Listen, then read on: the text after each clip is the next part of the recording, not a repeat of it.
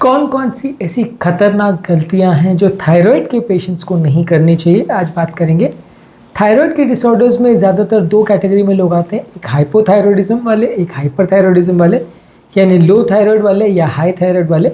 आज in general एक common topic करेंगे ये डिस्कस करने के लिए कि कौन कौन सी ऐसी गलतियाँ हैं जो थायराइड वाले पेशेंट्स के लिए खतरनाक हो सकती हैं और उन सब चीज़ों को आपको अवॉइड करना चाहिए यदि आप लॉन्ग टर्म परेशानियों में नहीं पड़ना चाहते हैं। तो टॉपिक पर जाने से पहले जो लोग हमारे चैनल पर नए हैं उन्हें रिक्वेस्ट करूँगा कि चैनल को सब्सक्राइब करें, वीडियोस को लाइक करें, शेयर करें, फॉलो करें, कमेंट करें, पूरा देखें। सबसे कॉमन और सबसे इम्पॉर्टेंट मिस्टेक है कि आप अपनी मेडिसिन को खुद से एडजस्ट करने की यदि कोशिश करते हो बिना किसी मेडिकल सुपरविजन के, तो ये एक बड़ा मिस्टेक होता है। यदि आप बिना किसी डॉक्टर को पूछे, बिना किसी से डिस्कस किए, यदि बिना किसी कॉम्प्लिकेशन वगैरह पर फोकस किए आप अपनी मेडिसिन को खुद से एडजस्ट करोगे तो काफ़ी चांसेस है कि आपको प्रॉब्लम्स हो सकती है। बहुत सारे तरह के कार्डियोवास्कुलर प्रॉब्लम्स आ सकते हैं। तो थायराइड वाले पेशेंट्स को कोशिश ये करनी चाहिए कि जब कभी उनकी थायराइड की रिपोर्ट आती है तो डॉक्टर के साथ एटलीस्ट मिल लें, डिस्कस कर लें, दवाओं को उनसे डिस्कस करके एडजस्ट करें। क्योंकि बहुत सारी छोटी बड़ी चीज़ें हैं जो रूटीन व्यक्ति को नहीं समझ में आती, लेकिन कई बार लोग आलस की वजह से या नेग्लिजेंस की वजह से डॉक्टर्स के पास नहीं जाना चाहते, अपने हिसाब से या तो दवाइयों को बंद कर देते हैं या अपने हिसाब से डोज को एडजस्ट कर देते हैं, या कभी एक दिन छोड़ के डोज लेने की कोशिश करते हैं, या दवा कभी भी हफ्ते में 2-3 दिन ले लिया, अलग अलग टाइम्स पे ले लिया। तो ये सारे एडजस्टमेंट यदि आप अपनी दवाओं के साथ खुद से बिना किसी को पूछे अगर करते हैं तो प्रॉब्लम्स होने का चांस कई गुना बढ़ जाता है। कोई भी मेडिसिन, चाहे थायराइड की हो चाहे किसी और भी बीमारी की हो, बिना बीमारी को प्रॉपरली समझे या बिना किसी व्यक्ति के इन्फॉर्मेशन के जो उस बीमारी को अच्छी तरह से समझता है, अपनी दवाइयों को खुद से एडजस्ट करना काफ़ी बार डेंजरस हो सकता है, उसमें डेंजरस कॉम्प्लिकेशंस हो सकते हैं। इसके अलावा अगला इंपॉर्टेंट इशू ये है कि यदि आप अपने सिम्टम्स को इग्नोर करते हैं या कई बार इमरजेंसीज को भी इग्नोर करते हैं तो प्रॉब्लम्स हो सकती है।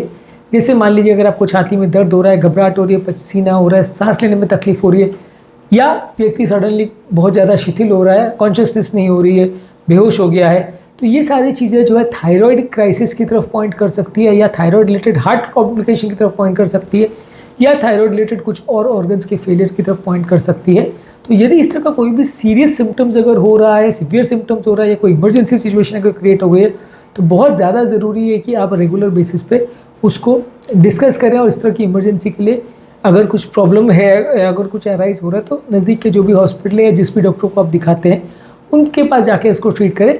क्योंकि थायराइड रिलेटेड इमरजेंसीज होती बहुत कम है, लेकिन जब होती है तो डेंजरस हो सकती है। थायराइड रिलेटेड क्राइसिस में आदमी कोमा में भी जा सकता है, सडन अरिथमियाज में भी जा सकता है, जान का खतरा हो सकता है। तो वैसे सिचुएशन में काफ़ी ज़रूरी है कि आप इस सिचुएशन से बचें और अगर ज़रूरी लगता है तो अपने डॉक्टर को तुरंत दिखाएं। इसके अलावा अगला इंपॉर्टेंट और डेंजरस मिस्टेक जो लोग करते हैं कि अपनी थायराइड की कंडीशन को मॉनिटर नहीं करते। अब मान लीजिए किसी को 50 मिलीग्राम का थायराइड का गोली चल रहा है, वो कंटिन्यूसली वो गोली लेता रहता है कई महीनों तक, कई सालों तक, 6-6 महीने, साल 2-2 साल बीत जाते हैं, लोग थायराइड को टेस्ट ही नहीं कराते। अब टेस्ट नहीं कराते तो कैसे पता चलेगा कि वो 50 माइक्रोग्राम की जो वो गोली ले रहा था वो सफिशिएंट है कि नहीं, वो गोली की ज़रूरत है कि नहीं। अब सिर्फ सिम्टम्स पर रिलाई करना कि आपको पता चल जाएगा कि गोली की ज़रूरत है या नहीं, या सिर्फ सिम्टम्स पर रिलाई करना कि पता चलेगा कि गोली की ज़्यादा या कम ज़रूरत है, ये बहुत अनरिलायबल है। क्योंकि बहुत फ्रीक्वेंटली इस तरह के पेशेंट्स की डोज की रिक्वायरमेंट कम ज़्यादा हो सकती है और एटलीस्ट 6 मंथ्स में तो एक बार चेक कराना चाहिए। मैं ऐसा नहीं कह रहा हूँ कि हर 15 दिन में आपको चेक कराने की आवश्यकता है, एटलीस्ट 3 to 6 मंथ्स में एक बार चेक कराइए। जिन लोग को स्टेबल थायराइड प्रॉब्लम है वो 6 मंथ्स में एक बार कराएं, जिन लोग को अनस्टेबल या बार बार फ्लक्चुएटिंग प्रॉब्लम है वो 3 मंथ्स में एक बार में भी करा सकते हैं, लेकिन एटलीस्ट उसको चेक कराना ज़रूरी है। यदि आप इसे चेक नहीं कराते हैं तो फिर प्रॉब्लम्स होने का चांस बढ़ सकता है। कई बार अगर कोई ज़रूरी ट्रीटमेंट की ज़रूरत है, कोई थायराइड नोड्यूल है या इस तरह का कोई थायराइड का प्रॉब्लम है, थायराइड में सूजन वगैरह है, उस तरह की प्रॉब्लम को यदि आप इग्नोर करते हैं, उससे रिलेटेड ट्रीटमेंट को इग्नोर करते हैं, तो ये भी डेंजरस हो सकता है। थायराइड के होने वाले कई नोड्यूल्स में कभी कभी ट्यूमर्स या कैंसर्स हो सकते हैं जो कि बहुत जल्दी कंडीशन को बिगाड़ सकते हैं और अनट्रीटेबल कंडीशन पर जा सकते हैं। इस तरह की बीमारियों को, इस तरह की प्रॉब्लम्स को इग्नोर नहीं करना चाहिए। ये कई बार बहुत डेंजरस हो सकते हैं और कई बार जब फाइनली आप डॉक्टर के पास पहुंचने को मजबूर होते हो अपनी प्रॉब्लम लेके, तब वो कभी कभार अनट्रीटेबल लेवल पर भी पहुंच सकते हैं। तो किसी भी बीमारी से रिलेटेड अगर कोई ऐसी चीज़ें जहाँ ट्यूमर कैंसर का डाउट है तो वहाँ पर उसे डेफिनेटली लाइटली नहीं लेना चाहिए। ये काफ़ी डेंजरस बीमारियाँ हैं और काफ़ी इसमें जान का खतरा हो सकता है। इसके अलावा यदि आप ऑटो इम्यून थायराइड कंडीशंस को अगर इग्नोर करते हैं तो वो भी एक थोड़ा डेंजरस चीज़ होता है। सिंपल थायराइड प्रॉब्लम्स के बदले ये auto immune thyroiditis, Hashimoto thyroiditis या ग्रेव्स डिजीज़, ये जिनको भी होता है वो अगर सही समय पर या सही तरह से ट्रीटमेंट नहीं लेते हैं तो उसमें कंडीशन के बिगड़ने का प्रॉब्लम ज़्यादा होता है।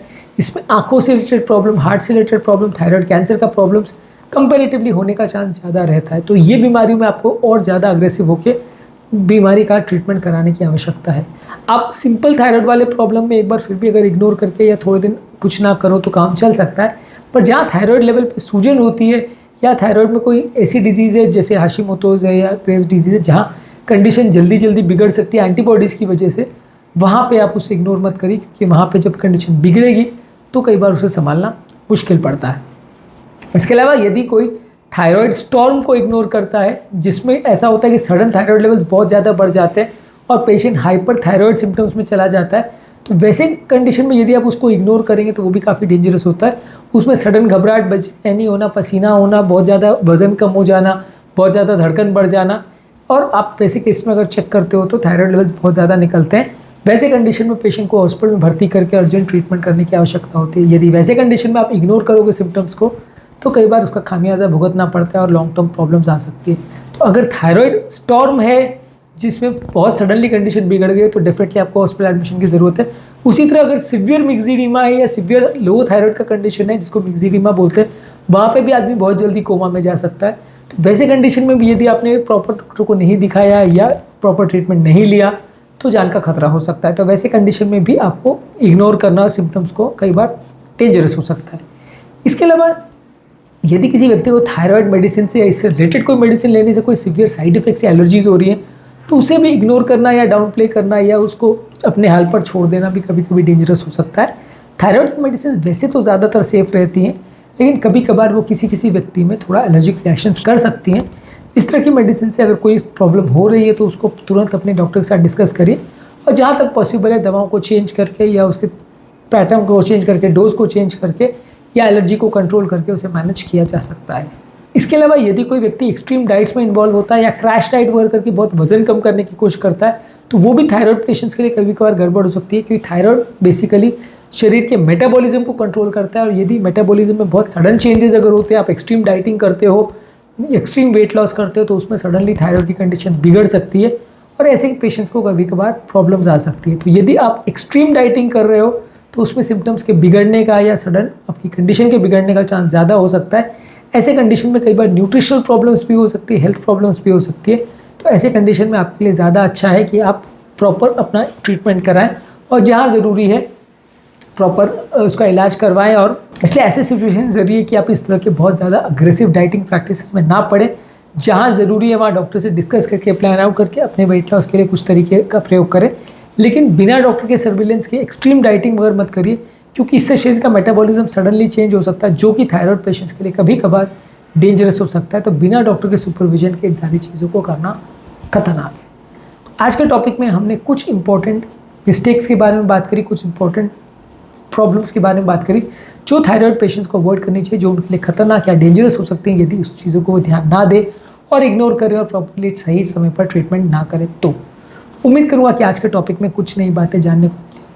थायराइड बीमारी संबंधित बहुत सारे इंपॉर्टेंट मिथ्स पर भी हमने वीडियोस किए हैं, कुछ इंपॉर्टेंट भ्रांतियाँ और अवधारणाओं पर भी वीडियो किए, उसे ज़रूर चेकआउट करें। आज के टॉपिक में उम्मीद करूँगा कि आपको कुछ नया जानने को मिला होगा। जो लोग हमारे चैनल पर नए हैं उन्हें रिक्वेस्ट करूँगा कि चैनल को सब्सक्राइब करें, वीडियोज़ को लाइक करें, शेयर करें, फॉलो करें, कमेंट करें। पूरा दिन